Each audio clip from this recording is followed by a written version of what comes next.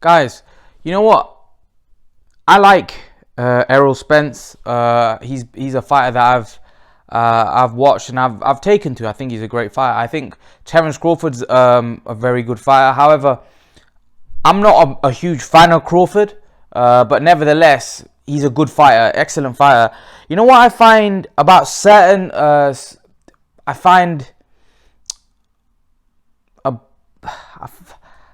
get a bit uncomfortable when I hear their fans, Spence and Crawford fans, saying that Pacquiao's afraid of them, and Pacquiao's not this warrior image that he's got is undeserved. Here's what I would say to some of Spence and Crawford fans, because some Crawford fans come across very delusional. To say Pacquiao's afraid, right? Pacquiao's an 8-division world champion. He's a guy that's moved up so many weight divisions, right? Beaten so many been in the ring. Let's not forget, nobody gave him a prayer against De La Hoya. People thought, and afterwards people said De La Hoya was washed up. But listen, De La Hoya was favored to win that fight. Go back and check it. De La Hoya was a massive favorite, right? People thought Ricky Hatton would beat Manny Pacquiao. Manny Pacquiao squashed him, right? Battered him, knocked him out.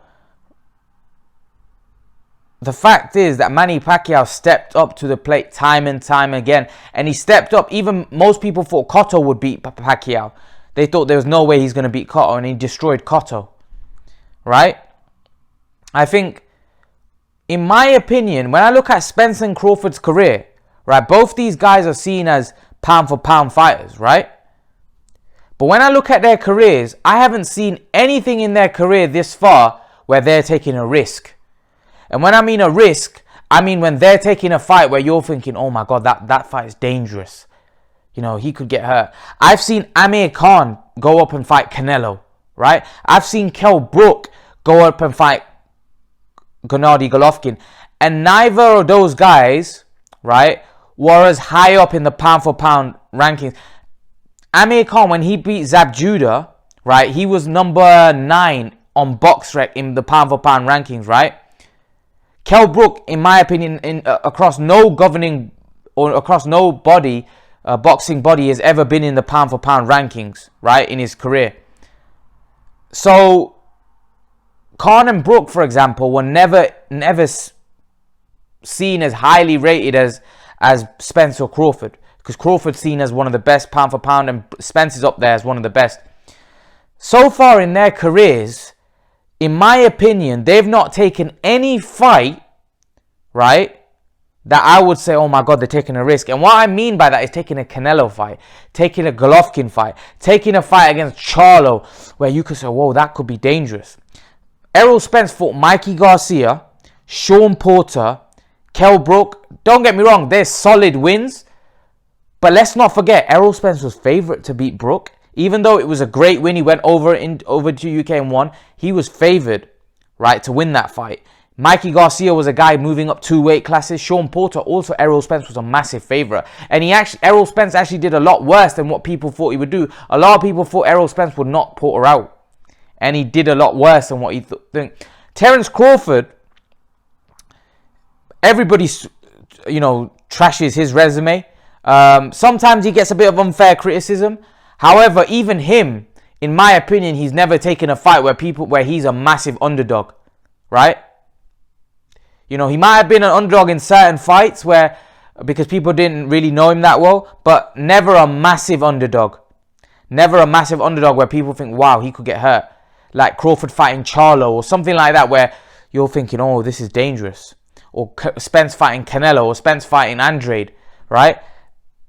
They haven't taken those risks in their careers.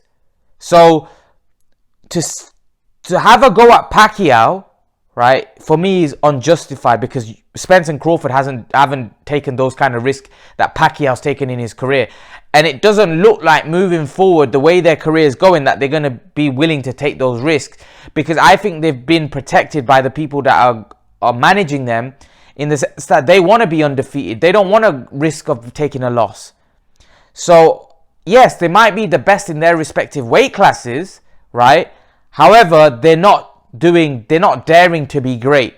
They're not going up 2 weight classes to fight Canelo. They're not guys that weren't as good or weren't as highly as regarded as them have done more daring to be great things than they have. So when you're seen as a pound for pound best fighter in the world, for me, you should be doing big things like taking fights where people think you can't win. And surely as a fighter, that's what you would thrive on, right? Surely as a competitor, that's what you would thrive on. Because in order to make a legacy, every legendary fighter's been in fights where people didn't think they were going to win, right? Or think, wow, he's going to lose this fight. Mayweather, when he was fighting Canelo, although Canelo was young, a lot of people thought Canelo would beat him. And he schooled him, right? So, again, I think some Spence fans and some Crawford fans digging at Pacquiao is unfair.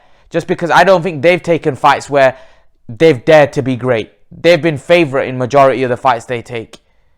And that's probably because they're not taking as many risks in their careers. That's why Pacquiao's got 8 losses, because he's taken big risks. You know, so leave your thoughts, guys. Let me know what you think. And guys, remember to please like, share and subscribe to my channel. I'll see you guys in the next video. I want to thank you all for me reaching 7,000 subs.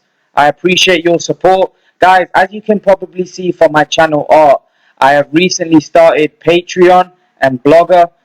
If you were to click on this icon here, it will take you to my Patreon page. And I just want to take you through my Patreon page. So at the minute, I've got 2 options. Hopefully, I will increase this if my Patreon grows. But at the minute, I've got one option, which is $1 a month fan donation, which will obviously help me produce better quality content on YouTube and faster for you guys. And I've got another option of $3 a month for 2 live streams a week discussing boxing with myself. You guys will get to speak to me face to face. And I'll take you to my boxing blog. So if you were to click on this B sign here, it will take you to my boxing blogs, which is this page here.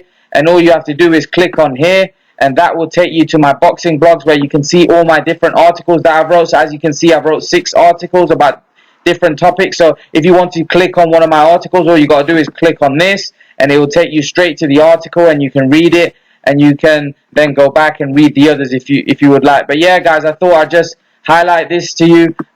So make sure to read my articles. Make sure to subscribe to my Patreon if you're interested. And guys, I thank you for your support. I thank you for me reaching 7,000 subs. Guys, I'm out.